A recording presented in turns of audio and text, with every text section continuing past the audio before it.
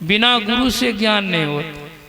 जिसने गुरु का शरण लिया उनको ये ज्ञान हुआ। और वैराग भी चाहिए। आसक्ति से आपका काम नहीं बनेगा। आसक्ति को छोड़ करके हम लोग ध्यान भजन तो करते नहीं करते ऐसी बात नहीं है, लेकिन आसक्ति सहित और यहाँ कहते आसक्ति रहित सारा प्रयास चल रहा है। एक छोटा सा अच्छा दृष्टांत है। कुछ लड़का लोग सावन महीना में विचार किया झूला देखने का, चलिए झूला देखेंगे। कहा ठीक है, सब चल दिया। थोड़ा सा पी लिए, एक हफ्ते पी कि रात भर मस्ती आएगी। और नदी पार करके जाना था। सब जाके नाव पर जा करके बैठ गए। कोई पकड़ लिया लग्गी, कोई पकड़ लिया डांड, कोई पतियाल खेरा। नाव इधर से उधर, उधर से उधर नाच रही, घूम रही है। खेते खेते रात बीत गई। सुबह हुआ तब तक तो निशा भी खत्म हो गया था।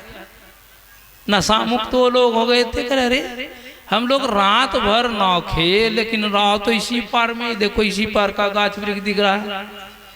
तब खोजने लगे क्या कारण हुआ। कारण खोजने लगा तो रस्सा पकड़ाया।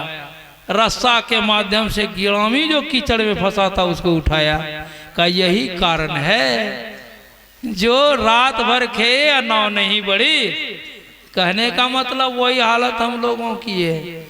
हम लोग सब कुछ करते हैं, लेकिन ये मन रूपी गिरामी विषय रूपी कीचड़ में फंसा हुआ है, इसलिए इधरे उधरे घूम के रह जाते, आगे नहीं बढ़ते। ये मन विषय रूपी कीचड़ से मन रूपी गिरामी उठ जाए, तुरंत लाभ मिलेगा, तुरंत लाभ मिलेगा। यही असली चीज है, ये असली कर्म है। ये कर्म आपको करना पड़ेगा। जिन्होंने ये कर्म किया, आज देख लीजिए उनके इतिहास को पढ़िए, कितने महान हो गए। वही तो संत कहलाते हैं, जो कर्मंडल को पार करके वही संत हो सकते हैं। और जिसके दुखों का साधारण सा उपाय है, जिसके दुखों का अंत हो गया, वही संत कहलाता। हम लोगों का दुखों का अंत है नहीं हुआ, हाँ लेकिन होगा एक न एक दिन। कहते हैं अंत संत कहा बरम। अंत में सब कोई जितने लोग हैं, कोई खास बात नहीं है। साधना आपकी बढ़ती जाएगी, बढ़ती जाएगी। एक न एक दिन आप उस तत्व को प्राप्त कर लेंगे। इसमें वेशभूषा की कोई बात नहीं है।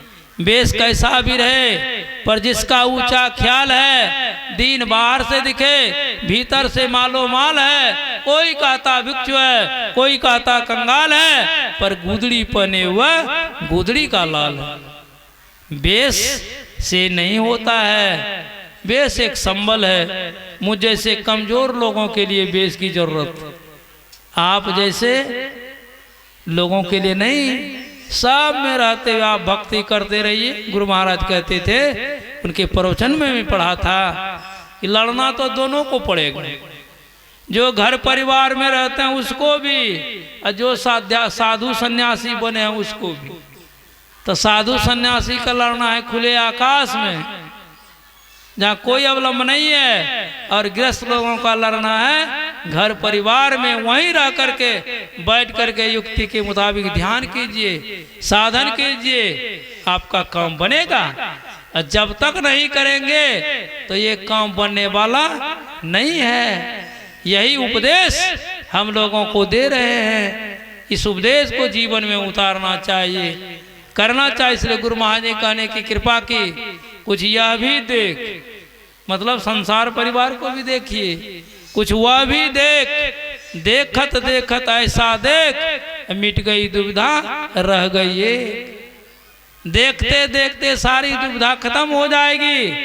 आप एक में मिल करके एकम एक हो जाएंगे, आपका काम बनेगा। इसलिए जरूर देखिए।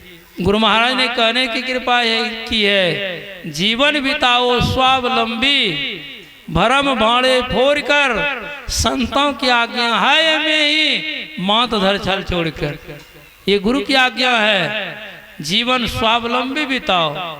स्वावलंबी मतलब निजी कमाई करके खाओ और भजन करो, ध्यान करो, तो उसमें ज़्यादा ध्यान भजन बनता, और दूसरे का खा कर करेंगे तो जिसका गुण उसका चून और खाने वाले धांगड़।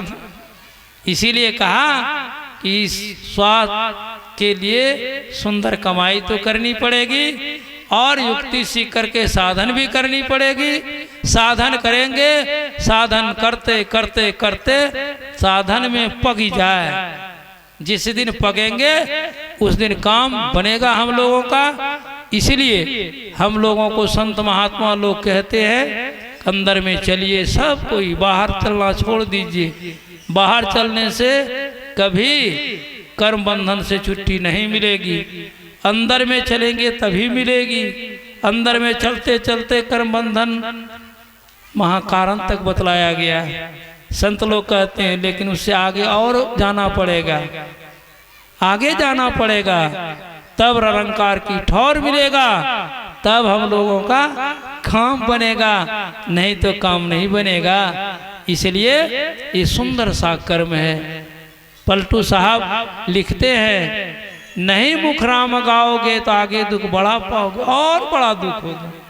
ये तो छोड़ा दुख है, और आगे बड़ा दुख होगा। इसलिए ऐसा काम कीजिए, आगे दुख बड़ा पाओगे। राम बिन कौन तारेगा, पकड़ जमदूत मारेगा। कबहू सत्संग ना किन्ना, भूखे को नाय कभी दिन ना। माया वो मोह में भूले, कुटुंब परिवार लखी फूले। पूछे धर्मराज जब आई, बचन मुख नाय कही आई। पलटू दास लखी रोया, सुगर्तन पाए के खोया। शुभ काम कीजिए, शुभ काम करने का फल शुभ होता है, अशुभ काम करने वाले का फल अशुभ होता है। लेकिन हम लोग करते हैं अशुभ और खोजते हैं शुभ होगा। करे बुराई भल चाहे, कैसे पावे को। रोपे बिड़वा नीम का तो आम कहाते हो। नीम का वृक्ष लगाएंगे तो आम का होगा। आम पाना चाहते तो आम का वृक्ष लगाइए, तभी आम मिलेगा। इसीलिए बहुत गुना होकर के मिलेगा। हम लोग किसान हैं, हम लोग खेती करते हैं, धान का बीज डालते हैं, गेहूं का बीज डालते हैं, मकई का बीज डालते हैं। जितना डालते हैं उतने होता है कि ज्यादा होता है? ज्यादा होता है ना। एक मन बीज देते हैं 50 कुंटल 60 कुंटल होता है। तो शुभ कर्म थोड़ा करेंगे तो बहुत गुना होके मिलेगा, और अशुभ कर्म थोड़ा करेंगे तो वो भी मिलेगा। मिलेगा, इसमें कटौती नहीं होती कि दूगो काम बढ़िया शुभ कर लिया, दूगो अशुभ तो चलो भाई माइनस प्लस हो गया। ऐसी बात नहीं। या 4 गो शुभ काम किए, 2 गो अशुभ काम किए तो 2 कट गया 2 बच गया, ऐसा नहीं होता है। जितना शुभ काम किए हैं वो भी फल आपको मिलेगा, और जितना अशुभ काम किए हैं वो भी मिलेगा। लेकिन अशुभ फल को आप रो करके भोगेंगे, अशुभ को हंस करके भोगेंगे।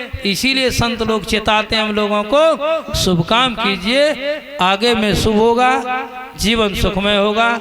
पूज्यपाद की गाड़ी आ रही है, इसलिए मैं अपनी वाणी को विराम दे रहा हूँ। तब तक उनके लिए हम लोग स्वागत गीत गा रहे हैं।